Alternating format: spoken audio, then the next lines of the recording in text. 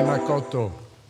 Ko Kermode tākau ingoa ko Ruahini tā maunga ko Manawatu te awa. Ko Pākehā toko iwi. No Isle of Man oko tupuna. No Tamaki Makaro aho tēnā koutou katoa. It's my great privilege and pleasure to be here. The $100 million is not mine. It is a gift from a wonderful family, in fact a couple called Neil and Annette Plowman, who have gifted that massive amount of money to be given to organisations that we believe can demonstrate environmental and educational excellence for the benefit of future generations of New Zealanders, for people like you. $100 million and that sort of gift is an opportunity to show bold leadership, and in creating Next Foundation, the trustees showed bold leadership in terms of doing that. The way I and we think about how to give that away and how we do it is for us an opportunity to empower bold leadership. We want to find bold leaders and support them, not just with money, but with a whole lot of non-financial and other resources to be able to deliver on their purpose and their cause. So I want to start today just by showing you a short video that gives you an example of one of the organisations, one of the initiatives we support, one of the more recent ones.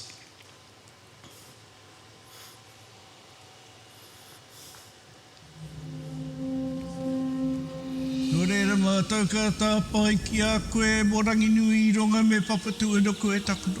O ngā maunga whakahinga poki kōre ngā tae mihi tangata, me ngā moana e hora nei. Nō runga ngā homaitanga papai ki a io I rangi I runga, kia tuku tapu e ho papatu ino koe takuto. O ka papapānu me te moana ke hora te māre no ke Aotearoa whānu. Uhi, wero, tau mai te mauri haumia hui e. The West Coast really is an untamed natural wilderness. Their Waihi Pounamu is a World Heritage Site known for its extraordinary landscapes. And now, we're embarking on a hugely ambitious project that has the potential to transform not just South Westland, but all of Aotearoa. It's an awesome opportunity for jobs and for nature, and the best thing is we've already proven we can do it.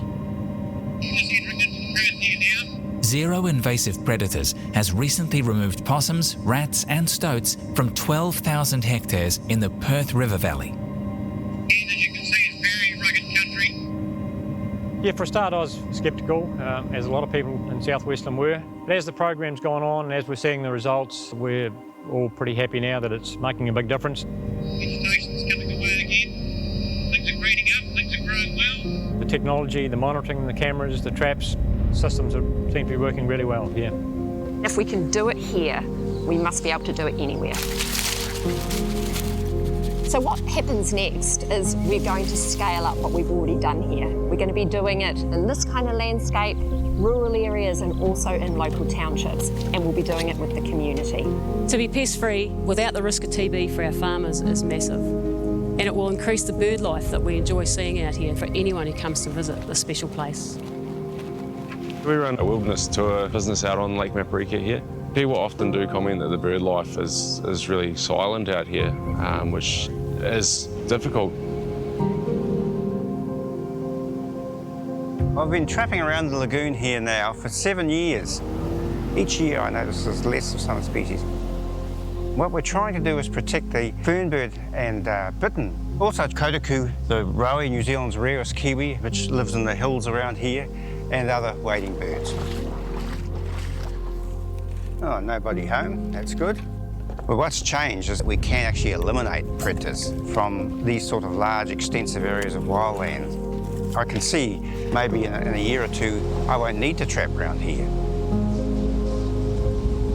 Predator-free South Westland will work over 100,000 hectares, from the Whataroa River and Perth River Valley to the Waio River at Franz Josef. Natural barriers like rivers and mountains will keep most predators from reinvading. Those that do break through will be caught using a network of smart traps and detection devices. So this is the latest technology we're using in the field. It's an AI camera that tells us exactly when and where we have predators. Hopefully with the technology and the gear they've got now, then they don't need to keep 1080. I think the community will be happy about that. You know, the less 1080, the better. Hunters were worried that the animal numbers would get knocked down really low, but we've found so far the tahr numbers are okay still, the chamois numbers are okay. I think predator-free southwestland is going to, in the short term, bring a lot of jobs and opportunity to the area, try and retain people to this place. And then long term, it's going to create just this magical experience of what New Zealand's really like in terms of the birds and the nature and everything that is around. It's about nature, it's about jobs, it's about our community, and it's a massive investment in the future of Southwestland. I've watched kaka disappear. Kakariki are getting very rare now. It'd be lovely to be able to see those birds be reintroduced and recover here. I've been here all my life, I've been flying here for over 40 years, and it's a beautiful bit of country, and it's nice to see that it will be protected and looked after.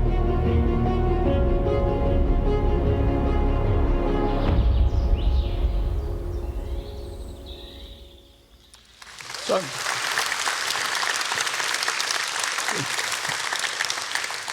like Jazz, I've got my 3 points for you to take away. And the first of them is that bold leadership can be about empowering bold leaders. And in that video, you saw people like Katie Milne, people like Abby Reynolds, Dale Burrows, who are bold leaders in the environmental and the predator-free space as well as others.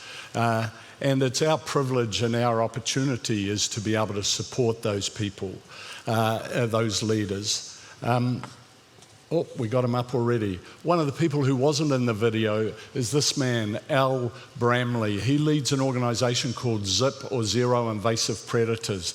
He's an engineer who decided that he wanted to apply his skills to the predator-free goal that the nation's got, and he has through the organisation ZIP, another organisation that we support, become one of the lead steers in terms of addressing the tools and technology that are needed for that.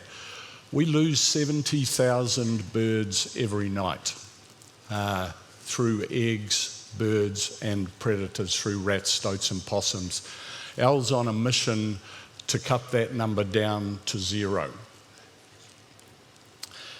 As one of the opportunities, other opportunities for us is to help support and develop future bold leaders. And we have a fellowship, and these are some of the people that are in that fellowship that we support in terms of developing their capabilities and so on. So lesson number one, or learning number one for me, bold leadership can be about empowering bold leaders. Learning number two for me is that if you, and this is a personal career thing, how do you end up in a job like mine, having the opportunity to do that? Not because you plan to do it when you're your age. I had no idea about these things. And my learning from that, my path, is that if you do what you do well and enjoy doing it, things come along that you don't even know about that become opportunities for you. I was into science at school, and I studied science after I left school.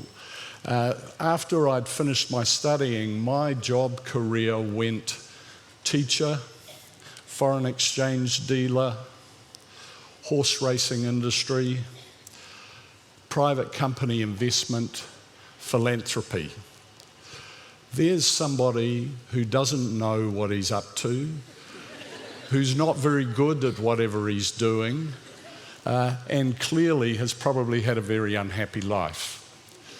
I don't feel any of those things. All of those steps that I took at the time made sense to me. One of the reasons I did them was because I thought there was a challenge and an interesting thing to do out of those, and out of those other opportunities developed. You can never know what's out there for you. There is a lot out there for you. If you do what you're doing well, those things will come to you. My third learning in life is when it comes to the big decisions in life, like career decisions, like other decisions, listen to your gut.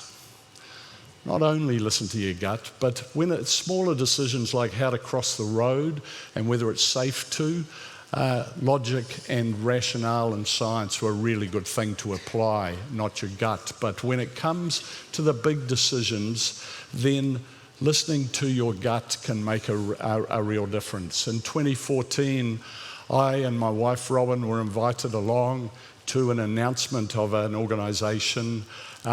We weren't told what it was. Next Foundation was announced, and in a conversation later that night, it was explained to me that they were looking for somebody to lead that organisation.